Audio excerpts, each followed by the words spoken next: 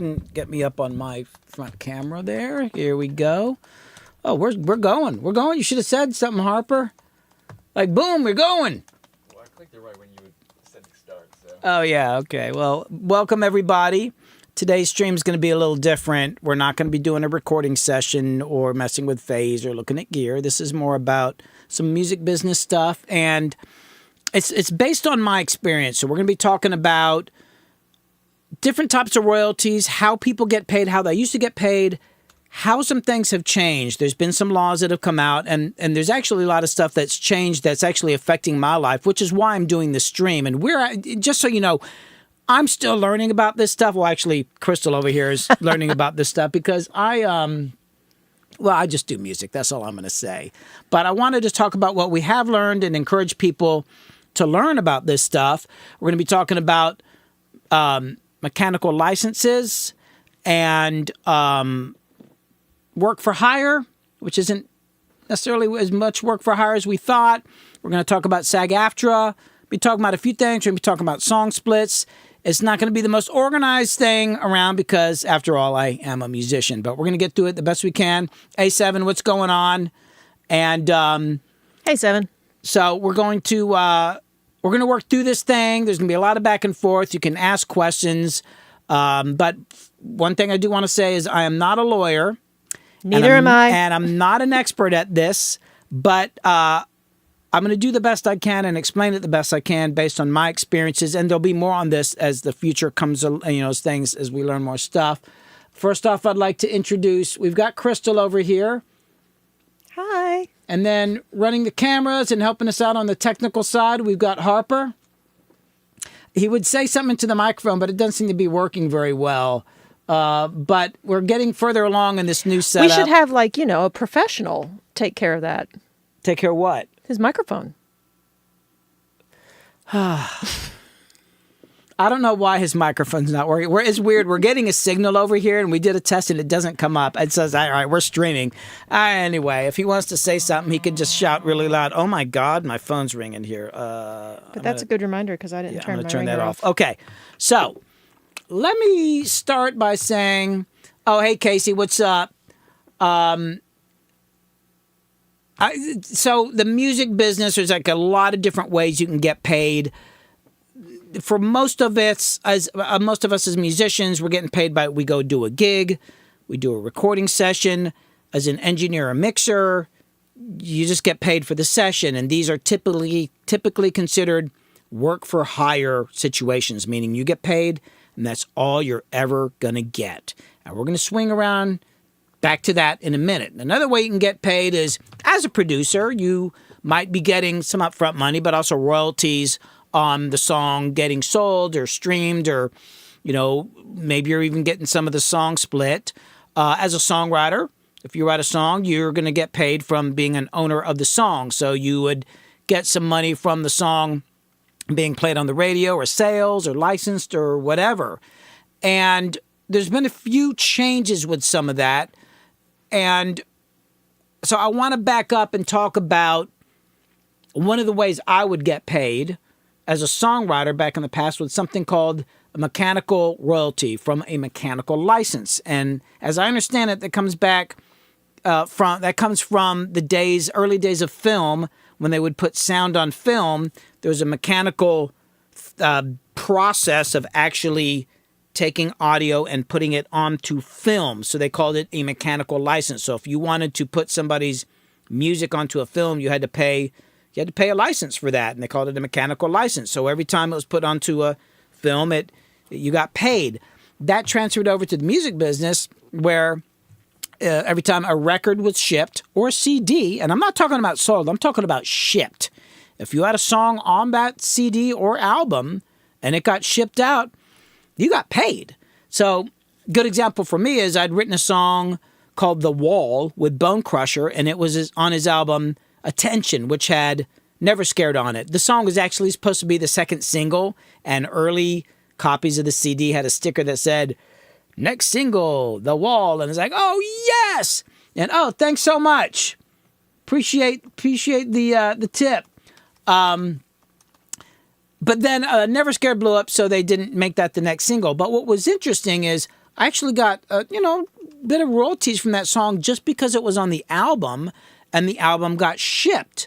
So that was how we made money, and I used to make half of my income from royalties as a songwriter and a producer. But when the internet came along and then people stopped actually buying music, that all kind of went away. And one of the things that went away was these mechanical royalties. They just disappeared. And I figured, it's because nobody is actually shipping records anymore. So that maybe that doesn't exist anymore. There's almost nothing mechanical. There's nothing mechanical. Well, there's been... I know. Yeah. And I'm going to have Kit talk about this a little bit, but there's a law called the, what's it called again? It's written up here on my notes. The Music Modernization Act. I think they started it in 2014. I remember people talking about this in the Recording Academy. They're the people who do the Grammys, and I used to be really involved with that. And I met people who actually went to Washington, D.C., to sit with congressmen and explain this to them, and they didn't know anything. It took years, and it only was passed last couple years or so. No, it was passed in 2018. 2018. So but it takes a little while for this to get rolling. Yeah, it takes a while to get all the processes in the system so that you can get money. And let me add, too, that a lot of what we're going to be talking about today is specific to the United States. But those of you in other countries, it's probably still useful information. I don't know how every country is different and how they handle this stuff. My understanding is that it's a lot easier in a lot of other countries. But maybe you'll get some ideas on things that you need to check up on just to be sure everything's getting paid to you correctly. Yeah, and Seven, you're saying lobbying. Exactly. Like I knew some of the guys and women that were going to Washington, D.C. over and over and over again to get these people to understand that we're all musicians and music creators and songwriters, all that. We weren't getting paid. We're getting ripped off. So we're going to go into more detail about that. But coming back to the mechanical license thing, the mechanical royalties, which mine went away, that is now different because this new law considers streams, and Crystal's going to explain this in a minute. Certain types of streams are now considered a delivery system. So now there's royalties being collected, and there's an organization called the MLC who's actually suing these companies to get money, and they've collected a lot of money that's now sitting in an account that they're ready to distribute. And if you've got songs that you wrote on that were released that you should be getting, you in the past would have been getting mechanical royalties on, you need to go sign up with them because there might be money waiting for you. I'm going to hand this over to Crystal. She's going to talk a little bit about the MLC, and make sure you bring up the logo for that. But I'm going to hand it over to Crystal, and she's going to talk about Man this. Network's asking if you know Bob Good. Is it Good Latte? He it was definitely one of the sponsors of the bill. Yes, that's awesome. I'm so glad these people. I knew this was going on, and it's nice to see the results of it finally. So Crystal's going to talk about the MLC. Well, yeah. So first of all, the 2018 Music Modernization Act here in the U.S. Was passed. They started discussion and lobbying for this bill in 2013. It was introduced in the House of Representatives in 2017, went to the Senate in 2018, and it was finally passed into law unanimously later in 2018. Now, one interesting thing I learned, because, Billy just threw this at me this morning that I was going to be helping him stream on this topic. We were actually going to stream about something completely different. And then 2 hours before the stream, I'm like, hey, guess what? So, and you guys need to realize a couple of things. Billy already said we're not lawyers. That's very important. I'm just learning. About all this stuff. I'm gradually working through, it's really important to us with all the stuff that Billy's worked on. And he's a player, he's a producer, he's a mixing engineer. I mean, there's a lot of different ways that we need to be on top of how this is going on. But we have learned so much. We want to make sure that some of y'all know what's going on too and can also benefit from learning this stuff. But yeah, I don't know everything about this, not by a long shot. One of the things that was a surprise to me when Billy threw this at me this morning is I was like, let me go get a link to the bill. I came to realize that the bill actually has 3 parts. Now, everything I already knew about and that we're talking about is included in the first part of the bill. And I'll talk about the other 2 parts in a bit. But the Music Modernization Act, and in the first part of the bill, one of the major changes it did was to redefine mechanical licensing. Now, as Billy said before, mechanical licensing was physical product. And so, if somebody bought a CD, you got a royalty from that. Or as Billy said, even if it was just shipped. But when people started streaming, nobody's actually like getting anything physical. So they took streaming and they divided it up into two categories. One of them is, hold on, I got to get my notes here. Where'd it go? Interactive streams and non-interactive streams. So a non-interactive stream is basically like radio airplay. You just are listening and they play your song. Like Pandora. Like Pandora, like satellite radio. And those are going to be treated like radio airplay. So that's how those are handled. The interesting thing is the creation of the category for an interactive stream. So an interactive stream would be, say you're on Spotify, you want to listen, you go pick a particular song to listen to, or you put it in your playlist, or, a download was already considered a mechanical license because you bought it. Yeah. But if you interact with the streaming service to get a particular song or album played, that is now considered to be to fall under mechanical licensing. It's a delivery. It's a delivery. Even if you just stream the song, a temporary file is put on your device that you're using for streaming to be able to play the song to you. And so that is a delivery of this song. So now, all of a sudden, there's a huge avenue for mechanical royalties to be collected on all sorts of songs that are in streaming services. And the bill also made this retroactive up to, I can't remember what year. And part of the bill then created a nonprofit called the MLC, the Mechanical Licensing Collective. And this nonprofit is tasked with figuring out who is owed the money and connecting them up with the money. And as Billy said, they're also actively suing some of these streaming companies to make sure that those streaming companies are ponying up everything that they are supposed to. To use the MLC, and it's great. You go to the website, it is free to sign up. You can then look for songs and, bit of a caveat, of course, a song, for you to see any money from this, it has to be a song that's had some success. It has to be something that has been played enough for there to be some money. Because even though, this is really fantastic, Or sold enough. With the Mechanical Licensing Collective, it's just really about the streams. Oh, okay. Yeah. But, oh shit, what was I going to say? I don't know. I interrupted you. Well, you were just saying that this is going to apply to music that songs that were, released and had some attention, got some airplay. And part of that is because I was going to say, we don't really know what sort of deals these streaming companies struck with the record labels. That's never been disclosed.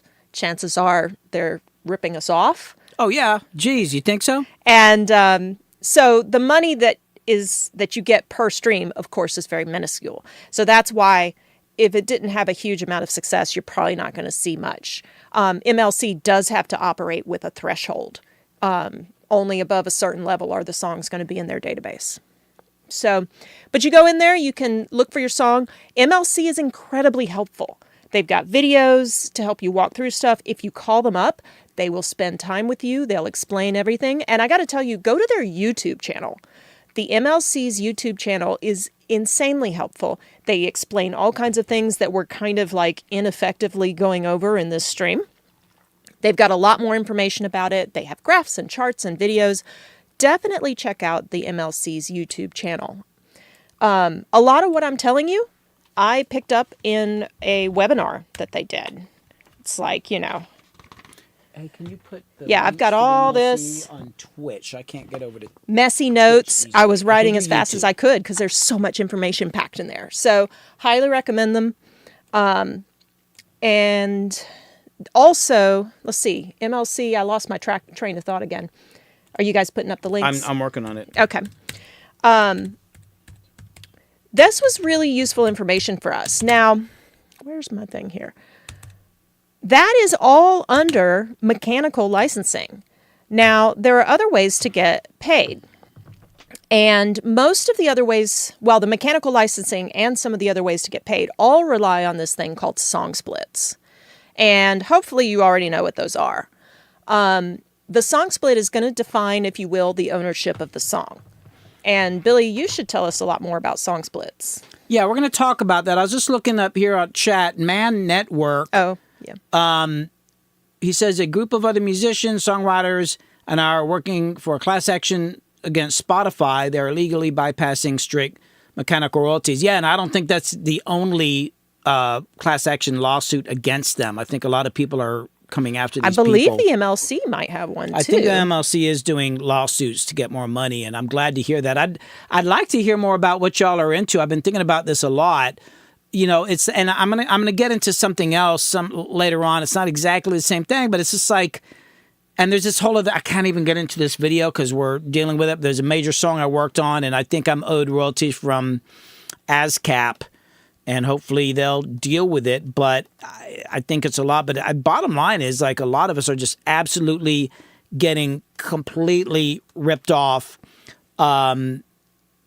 And a lot of money is being held. It was bad enough during the regular music business, and I thought the internet would like free things up. I think it's actually gotten worse. Unfortunately, there's a lot of money out there owed to me. Easier to get in the game, but harder to get paid for it. Yeah, I was going to say there's a lot of money out there that's owed to me, not just from clients who currently owe me money right now, which is a whole other subject. But you know, there are people out there trying to help us. Hey, man, now let me just put my email up there. I'm gonna put Freaking Out with Billy Hume at gmail.com. I know what my email is. I was speaking it out loud for people that aren't reading it. I hope I'm typing it right. Well, I'm putting it in the thing here. And Harper, can you do that on Twitch as well? And then also, Man Network, I'm going to put in Crystal's email and just hit us both up about that, because I'm, you know, me being a musician, I'm usually like absolutely, well, I'm doing music. So are you doing that? Mm-hmm. Okay, so she's putting her email in there as well, so you can hit her up. Just CC us both. I'd like to know more about this because I'm going to be talking about this more. I'm just learning about all this now, and like Kit said, we're gonna stream about something else today. At the last minute, I was like, let's talk about this. I feel really passionate about this because it's my life. This is what I do for a living. What did you say I should talk about, Crystal? Song splits. Oh, songs. Well, okay. Well, I'll talk about song splits now. So, for a lot of you, a lot of people I don't think understand what a song split is. So if you write a song with somebody, you sit down and write a song, you technically own part of that song. People always talk about, oh, you got to fill out the copyright form and all that. It's like, yeah, you should do that, but that's not actually what is going to be used in the music business to decide you get paid. They're not going to go look at the dang copyright registration. It's all about the song split. So, Harper, can you bring up the song splits forms on here? I think it should be. I think I already had it in a preview, but we can look at that. It looks like it got closed. So. Oh, it might have gotten closed. Yeah, that's true. Yeah, I'll go ahead and put the DAW on the screen. So I've got some song splits here. These are very basic song splits. I think they're up on my Patreon. You can download them for free. I am not a lawyer. These are basic song splits. Look these over and, maybe have a lawyer look at them, but they're basic. So, you write a song with somebody, you should make sure that you guys are figuring out who gets what. This last song split here, we'll talk about that in a minute because it's got master rights on it. So this first one here is just a basic. Oh, hold on. You move that in the way. Close that. Yeah, get that out of the way. Thanks. So, when you work with somebody on a song, you should all figure out what cut you get of the song. And that is going to change depending on the genre and who you're around. Now technically speaking, in America, the way the law is written, it's not been updated. According to the law, by the government, the person who wrote the lyrics and wrote the melody, or the people who wrote lyrics and melody, own the song. They own the copyright. Now, today, we all know if you're a producer and you make a beat and somebody puts some music, vocals on it or whatever, you could get as much as half of the song for making the music. Now, that's technically not the law. It's what I would call precedent. It's like how the industry views it. In Nashville, the way people mostly do it is if you're in a room with a bunch of people and the song's written, you might only contribute one line to the song, and some other guy might write 20 lines to the song, but everybody divides the song up equally. And I think there's a reason why they do that in Nashville, because in Nashville, it's a big machine. It's a business, and they want to make sure everybody gets paid and things move on. And I think that's wise, because I've seen situations with my work, with records I worked on in the R&B and hip-hop world, where albums were released and song splits were not signed and finished, and then a song becomes a hit song, and there's literally, a couple $1 million or whatever sitting in escrow somewhere, and they can't collect it because a couple people are fighting over 2% because they didn't fill out the form ahead of time. Make sure you get these signed. I'll show you another example here. Here's one that's a little more complicated. It starts getting into like your royalty, like for public performances, you've got ASCAP, BMI, and CSAC. These are organizations that collect royalties for music that is performed publicly. Either a band plays your song, or it's played on the radio, or it's in a movie or something like that. I'm not going to get into all the detail about that. This is something you're going to have to go study. I just want to go over it a little bit here. There's also this whole thing. If you notice on here on this song split, you've got publisher and writer share. If you have a publishing deal on these song splits, typically put in what the publisher is going to get. And by the way, ASCAP, BMI, and CSAC are not publishers. That's something that people always seem to get confused. They're just a royalty collection agency. But on the simplest level, you could just write down your split, and once you get into more detail, because technically speaking, a song is not 100%. It's kind of technically 200%. It's a whole other story, and people into this will understand a little bit more. But, Man Network, have a good session. Appreciate it. Look forward to hearing from you. I'd like to know more about what y'all are working on. Appreciate it. But it's very important to do the song splits, because you could work on a song and forget about it, and then later on it gets released on an album, or it gets put in a movie. You get money from that, and you're going to want to be able to prove that you are owed this money, and you want to sign this.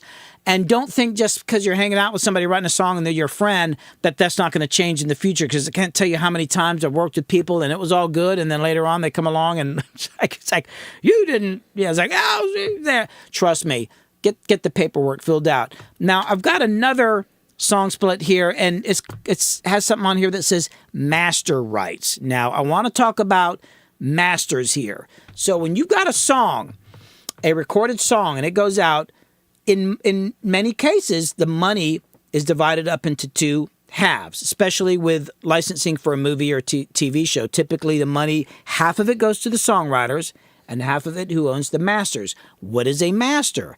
A master is the actual recording of the song. In the old days, it was on tape. Now it's on your hard drive. But the owner of the masters could get half the money. So if you got 4 songwriters on a song, and it gets put in a movie, and there's some money for it, half the money gets split up between the 4 songwriters, and then the one guy who owns the masters gets the other half. Now, who owns the masters? Now, according to music business precedent, the way I've always known it, and the way I think most people accept it, is whoever pays for the masters owns the masters. That's how we've always thought about it. Apparently, that's not true according to the strict letter of the law. According to the strict letter of the law, whoever participates in creating the master, who's there during the recording, is a partial owner. That's why when you go in as a guitar player, they make you sign a work for hire contract so you get paid, so you can't I always wondered about that. Like, can't they just pay me? Oh, why? Because if you worked on a song as a guitar player, a drummer, whatever, and they didn't have you sign a work for hire, you could actually come along and say, I own part of that master because I helped create it. When you go in as a studio musician, you typically do a work for hire, you give up your rights, and you get paid. Now, I always just thought It was just whoever paid for the recording, or in many cases, and this has happened with me, I just want to help out an artist and I want to back them up. So they come and record. I didn't make them pay. I just funded it. I just provided it. And I just figured, well, I own the masters because I own the studio. I did the work, that's what I think how it should be. Because somebody pays for the masters, and if nobody's paying for them, it's the person who used their own studio and their own talents. That's how I feel about it. And this actually came up because of something I'm dealing with right now, which I could just tell them to go jump in a fucking lake. Because in my opinion, fuck the law. That's how it's written, but that's not how it's done in the business. So my attitude is like, fucking sue me. I spent 2.5 years working on this freaking album and some other projects too. I didn't get paid a dime. I did it because I believe in the artist, and now you're going to get a lawyer to come and harass me. And then I found out, technically speaking, I was like, oh, really? Well, fuck you. That's my attitude about it because I paid for it. But now that I know it, I'll be making people sign a piece of paper because my whole life, that's what I always heard. But that's, like I said, that goes back to the precedent of the law, much like songwriting. Lyrics and melody, right. How many songs did I make a beat for and I got half the publishing? I didn't write any melody, and I did, melody for the vocal, and I didn't write any lyrics and I got half the publishing, and I got paid for that because that's how we accept it and that's how it is. They got to change that law, but that's something that y'all need to be aware of. So if you're recording an artist and they're not paying for it and you're just doing it to support them, you better write something. Write it on a napkin. I don't care. You could get a contract, freaking write it on a napkin, whatever. Get these people to sign something that says, I own the masters. It's like, yeah, I want to help you out, but I own the masters. Just put it on a piece of paper just to cover your ass so you don't have some dumbass lawyer making you lose sleep at night. That's all I'm going to say. All right, so we talked about masters. Okay, the next thing I want to talk about is, I just want to tell a little story. Let's go to single camera shot of me. So the next thing has to do with being a studio musician and doing work for hires. So here's how my story goes. I had done a remix for Ludacris years ago for a song he called Get Back, and it was one of his singles. I did a rock remix of it with a band called Lazy Eye, and Ludacris got invited to play on the Jay Leno show and perform the song, and he said, I want to do the rock version of the song. I want the band to come out, and the band asked me, so we're like, oh man, we're going to go out to L.A., Ludacris is going to fly us out there, drive us around in limousines, take us out to eat. We're going to play on the Jay Leno show. It's awesome. Then I got hit up by this union called SAG-AFTRA. They're in, California, based out of California. I always thought of them as a actors union, and I figured, they're hitting me up because I'm going to be on a TV show. And they said, if you want to play on the Jay Leno show, you have to be in this union. And I got really angry about it because I thought, like, who are these dang socialist communist motherfuckers? What are you doing? I gotta join the union. I just want to play guitar. And I was kind of a jerk on the phone with this guy. He was actually really nice. And he said, no, it's really good for you. I was like, all right, I'll join the union. I had an attitude about it. I went out, did the show. It was great. We also did an award show too.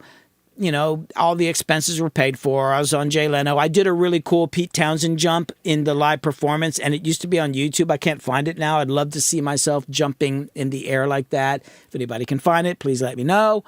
Then I come home, and then, some months later, this check shows up. I got paid for being on Jay Leno, and I was like, oh, wait, I'm gonna get paid for being on... I just thought it was fun. No, I got paid. And shortly after that, I got another check for residuals because I think there were some reruns of the show. I was like, okay, this is actually cool. They make sure I got paid. It wasn't a fortune, but it was like a nice studio session fee, or maybe twice that amount. But it was good. So I forgot about that, right? Years later, I'm playing on a song called Party Like a Rock Star. That's a song, as everybody knows, I played guitar on. I also have some of the songwriting on it, so I get publishing on that, and I made some pretty good money off my small percentage of Party Like a Rock Star. But the actual guitar playing part of it, it's just like, it's just considered work for hire. It's just something I did. I never thought I'd see any money off of that. Well, last year, I started getting these emails from this union, and me being me, I didn't actually really read them that carefully. I just thought they were going to harass me about something, so I ignored them. I guess they figured, like, oh, this idiot, let's contact Crystal. Somehow they got Crystal's email, started sending her emails, and they're like, hey, you should come sign up with us. You're owed money. from Party Like Rockstar and some other songs that I played guitar on. They needed updated information on you and, Yeah, I needed information. So we filled out the form, sent it, and I figured maybe I'll get a couple $100. And then I don't know how much longer after. It took a while because it took you a while to give you all the information that they needed. Yeah. So we gave them our bank account information, and at some point, this money just showed up in my bank account, and I was like, wow. I don't want to say how much it was, but it was way more than I ever expected for something as a guitar player for that song and a few other songs. It was like, oh my God. And I've come to find out that if you're a session musician and you've played on songs that have, been played on the radio or sold or whatever, you're actually owed some money if you sign up with these people. And I, as I understand it, I think you might be able to sign up with them without joining the union, because all I know, I haven't paid dues in years. Yeah, my understanding based on talking to them, and again, I was talking about how it's easy to talk to the MLC and they're super helpful. Same thing with SAG-AFTRA. Very helpful, and they said you don't actually have to be a member of the union for this to apply to you. However, you do need to go make a free account so they know who you are and what you played on. And you got to be able to prove it. Exactly. That's been an issue with me because I played on a couple of big Nelly records and I don't have any proof. I don't even have the plaque because they wanted me to pay money for it. And I'm not going to pay for my own damn plaque. It's one of the big ones. But I don't have any records, any CDs where I could show. And if I look it up online, it's always too blurry to see my name or it's in the inside or something. So I got to find a way to do it. There's also some records where if I could get somebody to endorse it, I know there's a couple records that I know the producer on, and I just got to hit them up, and I'm sure that they'll write a letter and say, yeah, I actually played guitar on this song, because I have no proof, which brings up another subject. If you're a session musician, even if you're getting paid as a work for hire and you sign a contract, you should also make the people that are hiring you sign a piece of paper acknowledging that you played on this freaking song for a couple reasons. You want to get the credits, because even though people don't see his credit so much anymore, it's still important that it technically is there, but also so that you can prove that you played on it. And it brings me back to a Nappy Roots session I worked on. Actually, I worked on I forget which Nappy Roots album it was. Now I'm thinking about it. I got it somewhere, but it was me and my buddy Jake, and there's this other gentleman who's a bass player and guitar player from Chattanooga. And I noticed that on every song he would get the producer to sign a document saying he played on that song. And I thought that seems like a lot of extra work. Well, turns out that now he can prove that he played on the songs. And for me to prove I played on the song, I'm going to have to recreate this. I'm going to have to get somebody who probably doesn't want to talk to me anymore to sign a document saying I played on a record, because I have no proof of it unless I somehow get the album, if my name's even on there. If the credits are even printed there. Yeah, they're kind of, Nappy Roots have been known on some albums to not credit everybody, which is a crying shame. So the point of bringing this all up is that as a session musician, document what you're doing. Make sure that people are signing something that acknowledges you played on it. If you played on any records that have had any success, go sign up with these people. Oh, did we put the link up for SAG-AFTRA on here? I don't know. Let me get it up here. I can actually paste links now. Oh, okay. Put it up on YouTube. Can you do it on YouTube and Twitch? Mm-hmm. Okay, put that up for them. So Kit's going to put up links to them. And I just encourage you to go sign up. Let me think of what else we want to talk. We did the same exact stream. We did all this. Well, same exact sort of. Well, same subject on Instagram earlier. And I'm just trying to remember if we've gone over anything. And I'm also wondering if anybody has any questions. Not that I'm an expert. Like I said, I'm not a lawyer. But I feel like I should insert a little recap because I feel like it's important. Just two things. If you own a studio and you produce or engineer and you're helping an artist out and nobody's paying you for your studio time, it's not something where you're getting paid for that and you want to record them anyway, make sure that you get something in writing that states that you own the masters, because technically you're paying for them. So if somebody wants you to record their album for free, then you own the masters, and get them to sign a piece of paper to that effect. The other thing is, if you're a studio musician, like Billy just said, make sure that you keep a record of any song that you played on and that, it's official. So that if in either of these instances later on, if the song that you worked on has any major success, you'll be able to collect the money that is owed to you. I put the link to SAG-AFTRA up in the chat. Let's see, what else can I give I'm y'all? looking at the chat now to see if there's any questions here. I'm going to put a link to the MLC's YouTube channel. Oh, yeah, please put that up. I put it up earlier, but go ahead and put that up again. And we're still learning about all this. And Seriously. And actually, I'm going to get Crystal to talk about something else here that we're actually kind of, I wish Man Network was here, the answer to this. That's right. Yeah, I've been really curious about something about this modernization of Music Act. I don't have my notes in front of me right now.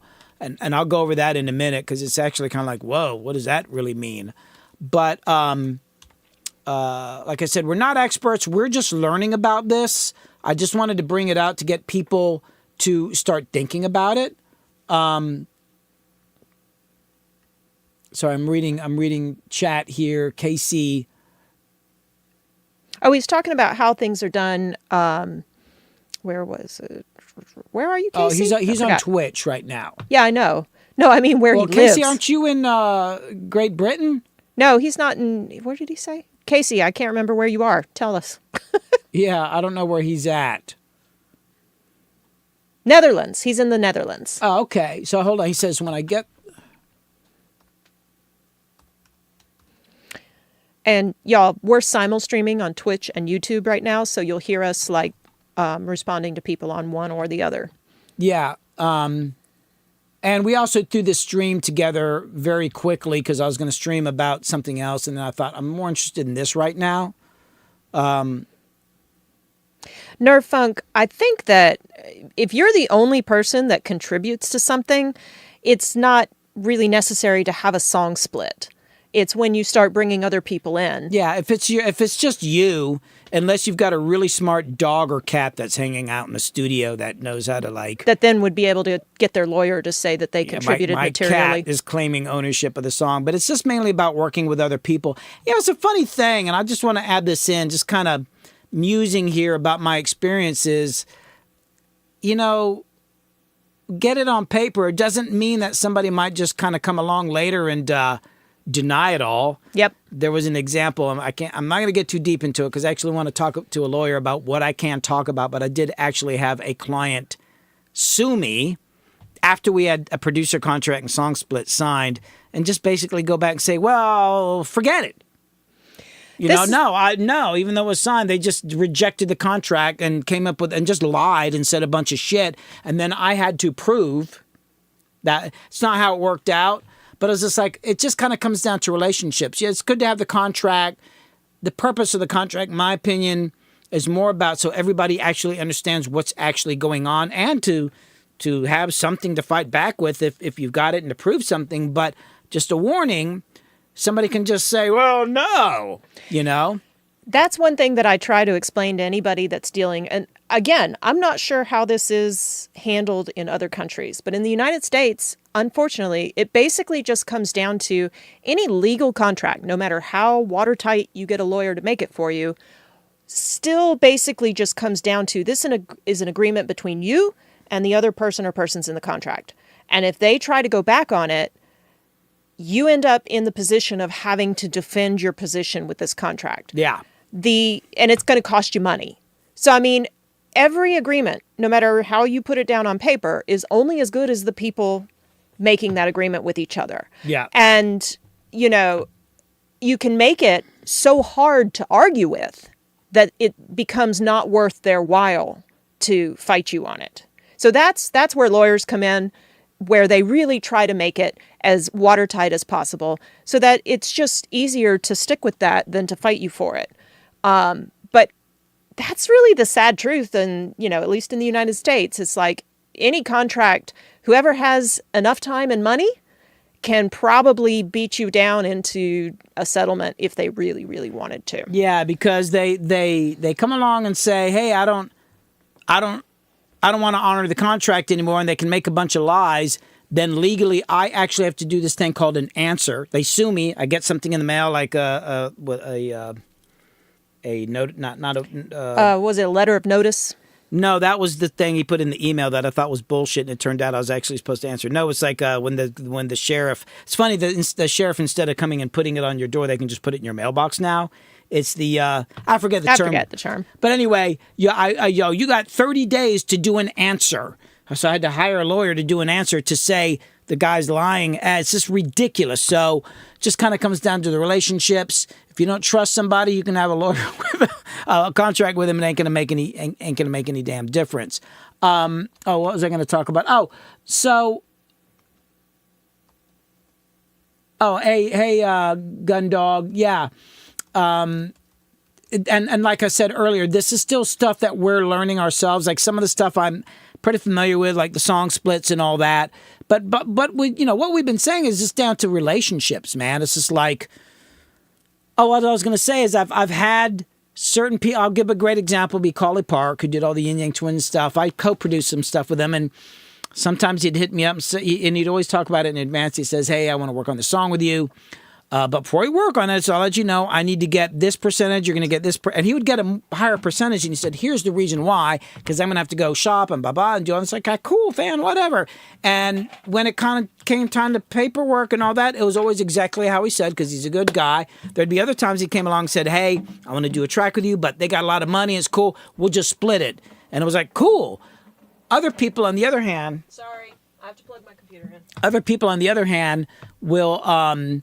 say stuff and be nice and act like it's all cool, and then later on it turns out they're just lying. So just be careful. Okay, so I want to bring up something that, Casey, you were talking about, engineers getting paid like, freelance engineers and stuff, and I want to come back to something that Crystal only found out right before the stream, and we want to go back and look at it. But this law that they passed in the United States for mechanical licenses... Remember I mentioned it has 3 parts? Yeah, I'm going to have her read the 3 parts for this law. We only found this out today. We want to look into it. This is the MLC and the... No. Yeah, this is not the MLC. Well, the MLC comes from this law. Yes. Yes, but the law is the Music Modernization Act. So read the 3 sections of this law. You're going to find this very interesting. Okay. So the Music Modernization Act, the one that was passed in 2018, had 3 parts to it. The first part was Title I, the Musical Works Modernization Act. So it's almost the same name as the overall bill. And that's what we've mostly been talking about. And it was part of that caused the MLC to be created. The second part of the law was Title II, the Classics Protection and Access Act. This was mainly to protect legacy artists and their recordings, because satellite radio and other streaming services like Spotify were playing these legacy works. And there wasn't really any way for these artists to get the money they were owed for these streams. So Title II of the bill basically addressed that. Now, what I found interesting was when I looked this up this morning, the Allocation for Music Producers Act was part of the bill. And here's what it says. And I'm about to tell you, this is all I know about this part. I'm going to look more into it. It says Title III, among other things, allows music producers, mixers, or sound engineers to receive royalties collected for uses of sound recordings under the Section 114 statutory license by codifying a process wherein the designated collective, Sound Exchange, will distribute those royalties to such parties under a letter of direction. So Billy's going to talk a little bit about what a letter of direction is. But I'm really interested to learn more about this, because it looks like there might be, just perhaps in the way that a studio musician can still get paid for even a work-for-hire contract, maybe there is a way that an engineer, a mixer, or a producer could do the same. I don't know. Oh, and Gundog, I'm going to come back to your question in just a second here. So a letter of direction, and I talked about this earlier in the stream, but I'm going to go over that again. So the way it works is, as a producer, let's say I'm producing a band, and I'm going to get a percentage of the album, so, producer royalty. A band on a major label, they're getting between 12 and 14, quote unquote, % of the album. The record label gets the rest. A producer is going to get 3 to 4%. My percentage comes out of the artist's percentage. So they got to take it out of their 12 to 14%. So technically speaking, as money comes into the record label for an album, they would send that money to the artist, and then the artist has got to pay me. But since everybody knows that artists aren't very good accountants and probably their organizations aren't either, there's this thing called a letter of direction that is included in my producer contract. And what that is it says what my percentage is, what my address is, what my bank account is. So when the money comes into the record label, instead of them sending all that to the artist and having the artist cut out a percentage and pay me, they go ahead and take my percentage out and send it directly to me, and then send the rest of it to the artist. Much the same way that if you have a job, your employer takes out your federal taxes, tax withholding, so that you don't have to do it yourself. Similar sort of thing. That's a letter of direction. So what they're talking about here is that you would have to be able to prove, if this is true, that an engineer, a mixer, whatever, could get a royalty. You'd have to prove that you were that person, and then you'd have to get a letter of direction. The thing is, I don't know if that letter of direction is from the label or the artist. That's what I'm unsure. We only found this out right before this. We read that and we're like, oh my God, because I have mixed a lot of hit records, a lot of them. And if there's a small royalty on that, it could add up for me enough for me to maybe buy a new motorcycle, which I would really like, or at least go out to a nice dinner. Okay, so Gundog, we were talking about masters. I don't know if you were on the stream. So as I was saying earlier, the money that comes in from a song, a recording, is typically divided kind of in two halves. You're going to have like the songwriter's half, and then the masters. And the master is the recording of the song. It's, it might be on tape like in the old days. Nowadays, it's a file on a hard drive. Your Pro Tools session, Ableton, Logic, those are your masters. The mix down, that is the master. Those are part of the masters. Who owns those? Now, the way I've always understood it, and the way it's pretty much accepted in the music business, is whoever pays for the recording owns the masters. That's how I always understood it. Makes sense to me.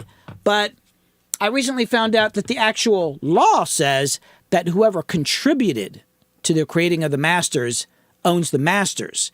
This is older law. So technically, if you're on a session and you're a musician, you could say you own part of the masters. I'm not sure about the engineer, but maybe so. I'm unsure about that. That is why, as a session musician, they always make you sign a work for hire that says you don't own the master. I've signed a few of those, and I never really thought about that. Turns out, oh damn. But the problem is, let's say you want to support an artist and you just want to help them out, so you record them for free. We all understood. Oh well, I provided the for recording services is my studio, my gear. I paid for it. I own the masters. Well, technically speaking, that's not true unless you get them to sign a paper. But on the other hand, I got this to say about that. I think that's outdated law. I think whoever paid for it should own the masters. Everybody else can go to hell. Like if I got the studio and you came in here and I paid for all this gear and it's my expertise, I own those freaking masters. That's my opinion, and that's how I feel about it. Much the same way with who owns a song. That's a big question. According to the law, the person who owns the song, or the people who own the songs, are the people who wrote the lyrics and the melody. The main melody of the song. Which leaves, in many genres of music, the producer completely out. Yeah. So, but if you look at pop music and rap music, you got a guy who makes a beat. He might not write any, and I've been in that position. I make a beat, somebody uses it. I don't write any lyrics. I don't write any vocal melodies, but I'm getting half of the song. That's music precedence, and that's what everybody does, even though it's not the law. So that's the way I feel about masters. So, I don't really know about what your question is. I don't really know what the answer of that is. I've never been asked to sign a release form as an engineer or mixer. I mean, one time one guy asked me for it, and I was like, dude, come on. And he just paid me. It's like, I don't give a shit. It wouldn't, whatever. But I don't, it's actually a good question, Hold on, let me look back up here. Casey. Yeah. Yeah, it's pretty interesting. It's been so enlightening to find out more about this bill in the United States and how thankfully they're really actually finally making an effort to address where the law has not caught up with the new digital music landscape. But there's still places like we were just talking about where it hasn't caught up to how things really are done. Yeah, and back to your question, Gun Dog, like, yeah, don't go into a recording studio as a hired engineer and demand part of the masters. Ain't nobody going to give that to you. They're just going to pay you. But I don't know. I don't. I don't know. It's actually a good question. Maybe you would have to contribute to the musical creation. I don't. That's actually a really good question. I don't know. There's been a lot of times as an engineer. And me being me, I always go beyond, There's been a lot of times that I contributed to recordings way beyond just being an engineer, and I felt like I should get more. And I did actually have some artists just offer me I did some work for Big Crit a couple times, and he always overpaid me and cut me in on stuff without me asking. And it's like, hey, here's a song split thing. I'm like, oh, wow, what? Cool. It's because he's generous, and because people understand that you got to share. I said this in my earlier stream, and that is when it comes to song splits and owning songs, don't be so selfish with it, because if you don't want to give away any of your song, even if somebody didn't write something, there's nothing wrong with giving a percentage of your song to somebody if they're going to help you make that song successful, if they're going to go take it somewhere, because a smaller percentage of something is better than 100% of nothing. Just think about that. You can fight for it, and then nobody wants to work with you, and you own 100% of your song, but nothing ever happens with it because you didn't share. Yeah, hey, great, you wrote the song, but if somebody can help you get it out there legitimately, cut them in. I've done it before, and it felt weird the first couple times I did it, and then the checks came in, and I actually had a song that was in England. It was a big hit. Was it Another Day? It was a guy named Lamar. It was years ago. Yeah. And I remember the guy who came in, he actually walked in with a bunch of cash, and I was like, it helped me sign the piece of paper, and I gave him a bit of the publishing, and I felt bad about it. But then it ended up being like a top 10 hit in England, and I made some royalties off of it. And I was like, okay. He didn't play guitar on it. He didn't write any of it and all that. But he took the tracks, and he went to England and busted his way into that studio and got in there and got this guy to cut the song. He did all that work, so he deserves a cut. That's my opinion. Well, it's you hit on two different things there. It's like the music industry, even though it's global, is kind of a small industry. And especially as you move up, the pool of people that you're working with narrows. So if you're a real pain to work with, it's going to kind of end up affecting your opportunities.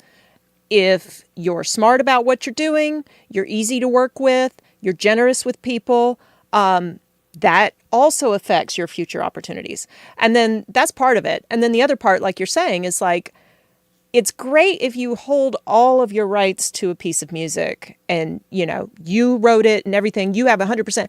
But if it's not going to do anything, then it doesn't do you any good. So I'm just kind of restating what Billy said a minute ago. It's like, yeah, and Casey, you're talking about paying for Spotify. I ain't mad at you for using Spotify, man. I mean, how are you going to listen to music? You don't need to apologize, man. I don't actually pay for it. I don't really have much time to listen to music because I'm in the studio all the time. And he listens to music for a living. I just, it's like, my son, one of my sons has Spotify, so if we're in the car, we just listen to his account. So it's cool, man. I mean, and don't worry because Spotify is getting sued by a lot of people. Eventually, they're going to have to pay up some damn money. I don't believe what they say about, like, oh, we're not making any money. Like, oh, you guys are making billions, and we're getting ripped off. I'd also like to ask a Nerve Funk. He said Jeff Price has a good... Who is Jeff Price? Is that like a YouTuber or something like that? Yeah, I told him I'd look it up. Yeah, I'd like to know who that is, because, I mean, we're just learning about this stuff. This is all really new to us. Literally, like some of us just figured out today, and we're kind of jumping on here not completely prepared. Like I said, we're Big not surprise. lawyers, but I just feel like this is stuff that people need to know about. I'm looking at the Twitch comments here. Yeah.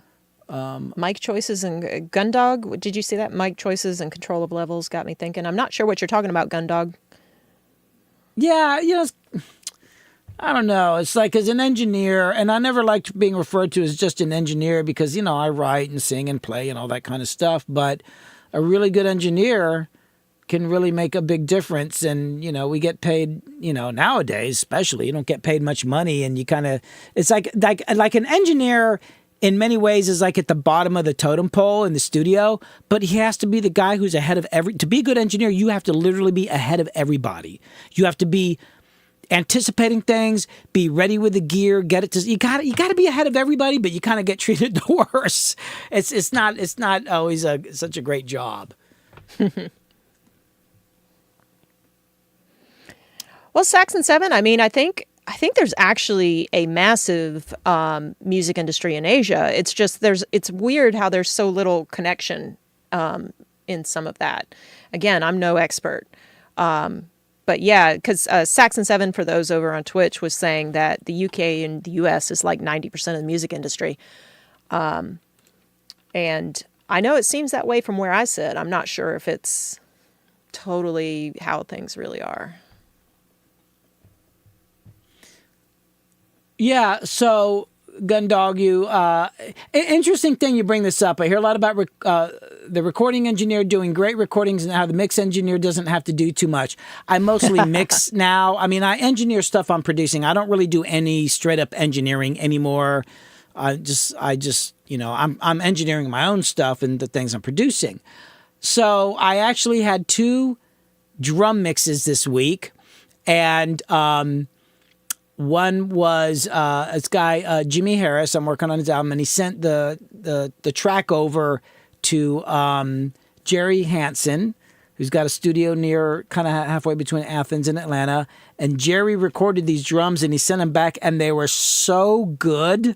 He's a drummer, and he's been an engineer for years. I barely had to EQ them. I was like, thank you, Jerry. I put a little gate on the room mics, and they're kind of done. They just sounded great, which is really kind of what you want to give a mix engineer. You don't want to give them stuff that they have to fight to make sound good, because you want them putting their energy into, what you send them, making it really good. On the other hand, I had another drum mix, and it was like, it's going to be some work, I mean, I've got my techniques, but it's like, oh, ooh, So, to be a really good engineer, you kind of want to be able to send stuff in that doesn't need work or fix it stuff. You just want the mix engineer to find a balance, like sometimes they'll put their own stamp on it.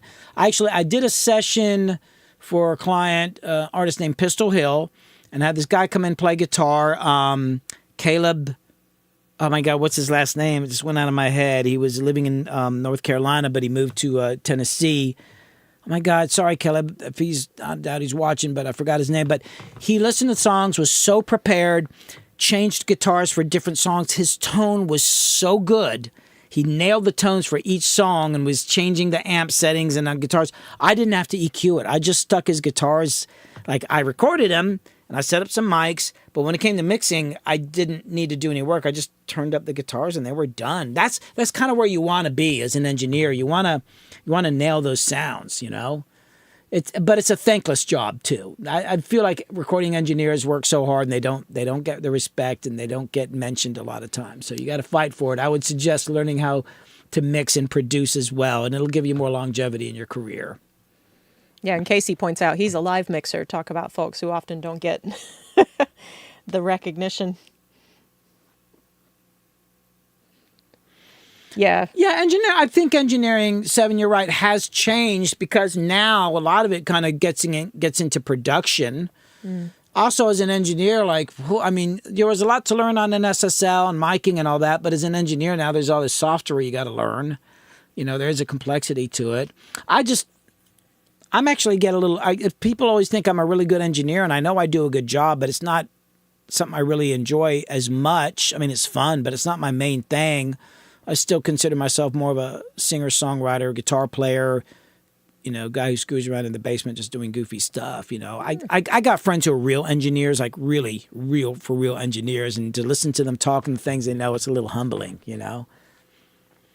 Okay, one of the founders of TuneCore. Oh, interesting. Okay, I'm going to look that up, Nerve Funk. That's really interesting. I knew I recognized the name. You know, there's so much that I'm learning now because now that I'm realizing I might be owed some money. Yeah, it sort of motivates you to start digging in. Yeah, I've got these records back here. I got to go through and I got to be able to prove that I played guitar on them so I can go back to SAG-AFTRA and get them to go after this money. And then as far as the mechanical licenses, we're going to have to go back on that for some of the songs that I co-wrote that are on albums to see if I can get this money. But it's I kind of, to be honest with you, the way the music business went, it just went downhill so bad. I used to make a really good living off that, like a stupidly, I mean, I was making enough money that I started to feel like, God, is this right? It was like stupid because I was working on big records. Ain't like that anymore.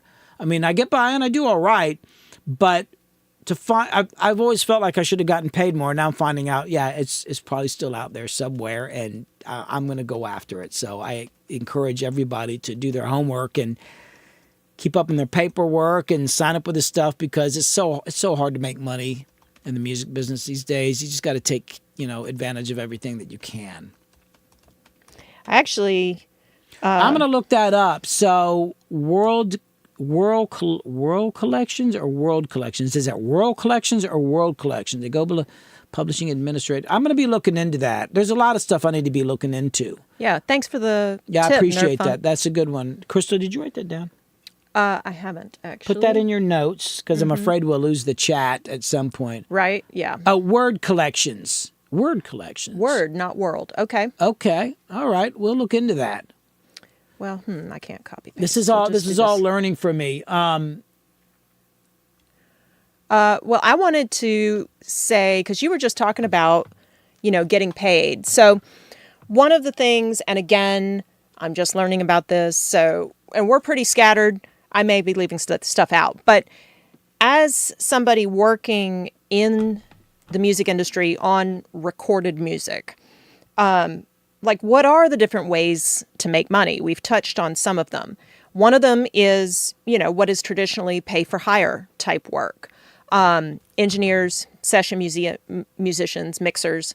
And we talked about how session musicians actually might have an avenue to make some money even besides what they may be were paid the day of the session. And that's through SAG-AFTRA. So we talked about that a little bit. I'm interested to learn more about how the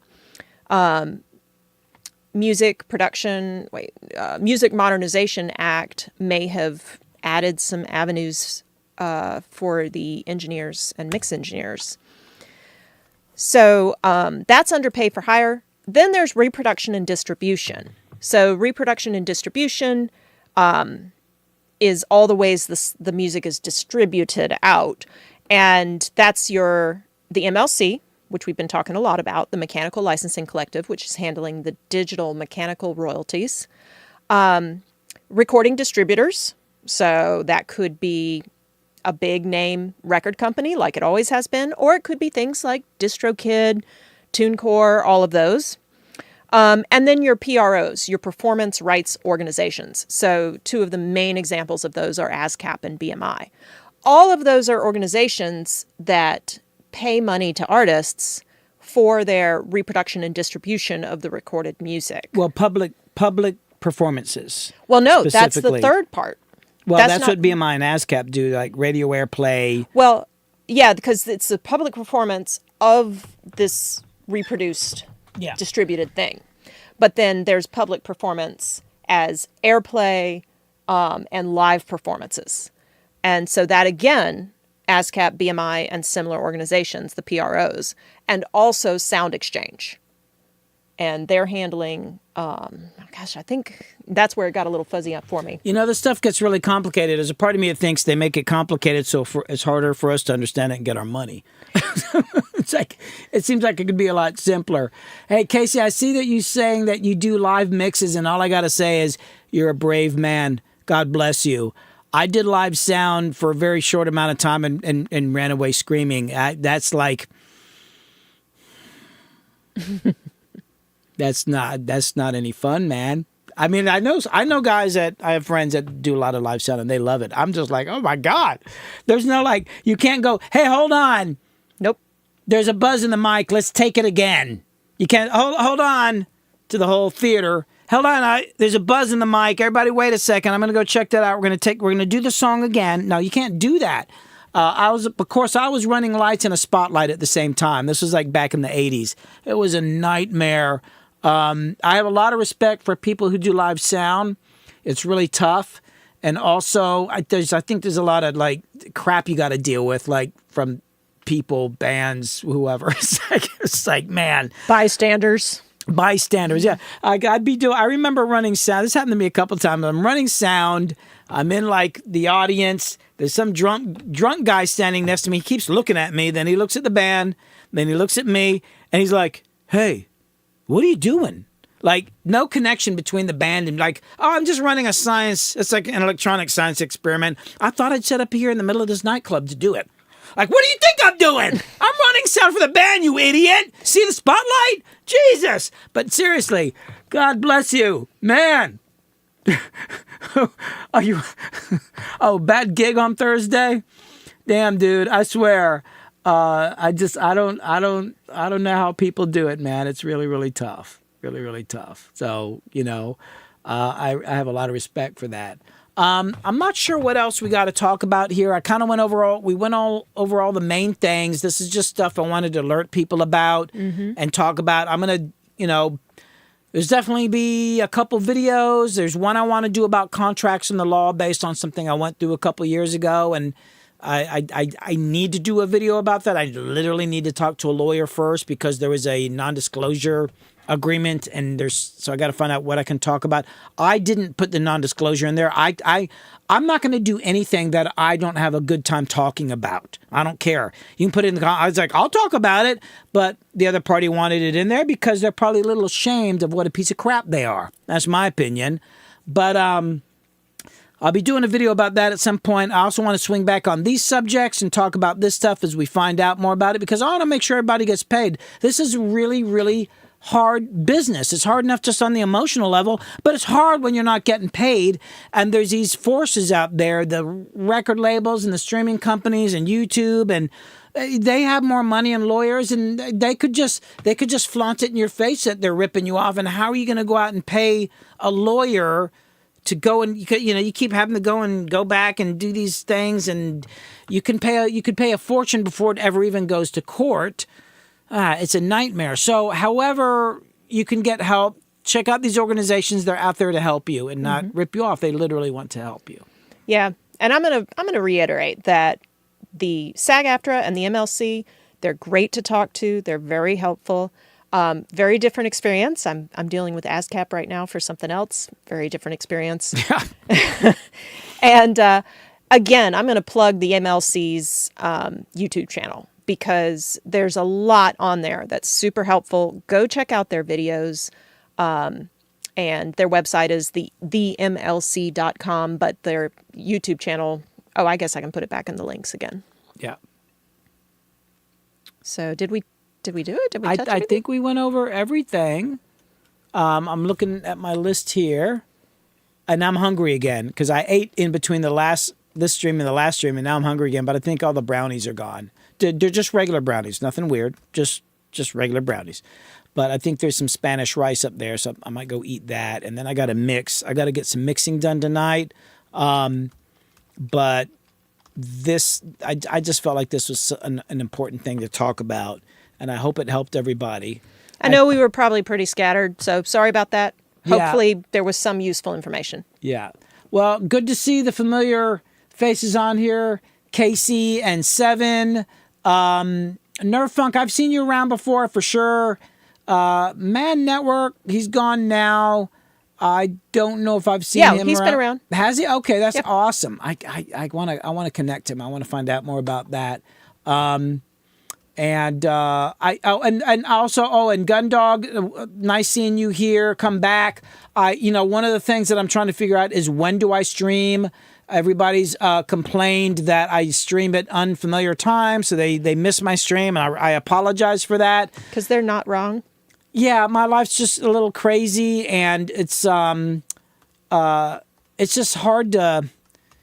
do anything on a regular schedule, but I do need to figure out like a regular time to stream. I think I'm going to be doing it like in the afternoon like this. Well, this is getting a little later now, but I think that's what I'm going to do. And I like streaming. It's a lot of fun, but I do want to get on a more regular schedule. Hopefully I can plan in advance a little bit more. But man, I think that's it. I appreciate everybody coming. Oh, are we going to, do we have enough people to raid somebody? I don't even, how many people? We've got a few people. I don't know who's on to be able to raid. Did you figure out who's we're going to raid? No, because I don't have the people that you follow. Oh, hold on. Oh, For y'all on YouTube, this is a Twitch thing. So I got this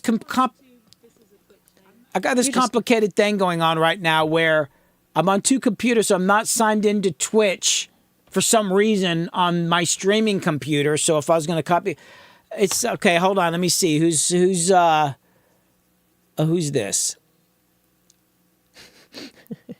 Now I gotta watch a commercial.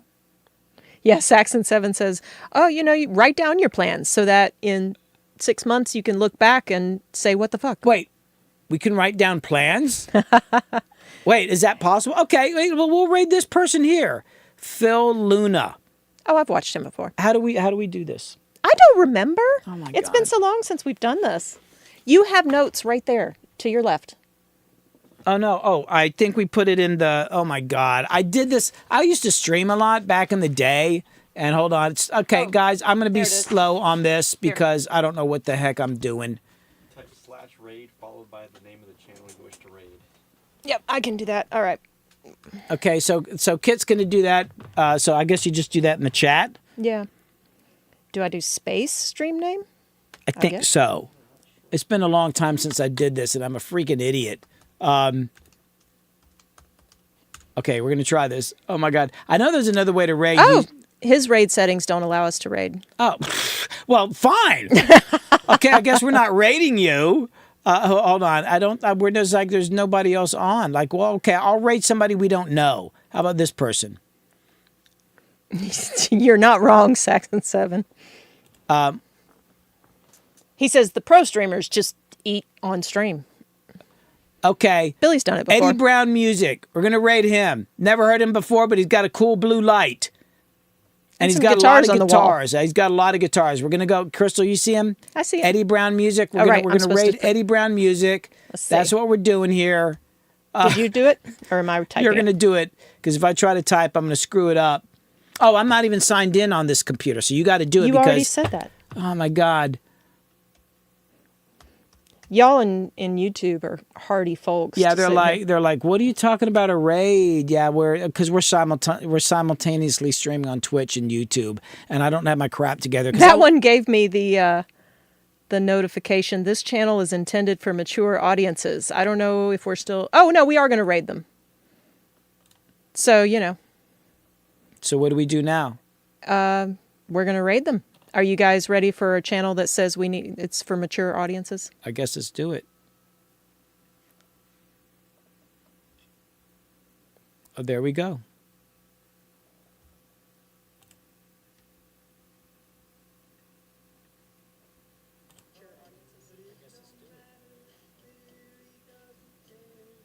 I guess so. So I guess we can stop the stream now. Yeah, I think so. All right. Bye, everybody. Where's my mouse at? Mouse over here. Stop streaming.